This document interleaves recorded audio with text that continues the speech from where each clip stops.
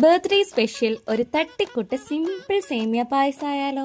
നെയ്യ് ഒഴിച്ച് അത് ചൂടാവുമ്പോൾ പൊടിച്ചു വെച്ചിരിക്കുന്ന സേമിയ എടുക്കുക, ഇട്ട് കൊടുക്കുക. ഇളക്കി കൊടുക്കാൻ വേണ്ടിട്ട് എന്നെ ഏൽപ്പിച്ചിട്ട് അമ്മ എന്തിനോ പോയതാണ്. അപ്പൊ ഈ ഒരു പരുവായിപ്പോയി ഗൈസ്. കുഴപ്പമില്ല, ടേസ്റ്റ് കൂടെ തന്നെ കുറച്ച് കളർഫുൾ ആയിപ്പോയി, അത്രേ ഉള്ളൂ. ആവശ്യത്തിന് പാൽ ഒഴിച്ചു കൊടുക്കുക, ഇളക്കി കൊടുക്കുക. എനിക്കറിയാം എല്ലാവർക്കും സേമിയ പായസം ഒക്കെ ഉണ്ടാക്കാൻ അറിയാന്ന്, എങ്കിലും ഇത് ഇവിടെ കിടക്കട്ടെ എന്റെ വക. ശേഷം വേവിച്ചു വെച്ചിരിക്കുന്ന ചവ്വരി, ആവശ്യത്തിന് പാല്, മധുരത്തിന് ആവശ്യമായ പഞ്ചസാര, ഇത് ഇത്രയും ഇട്ടിട്ട് വീണ്ടും നന്നായി ഇളക്കിക്കൊണ്ടിരിക്കുക.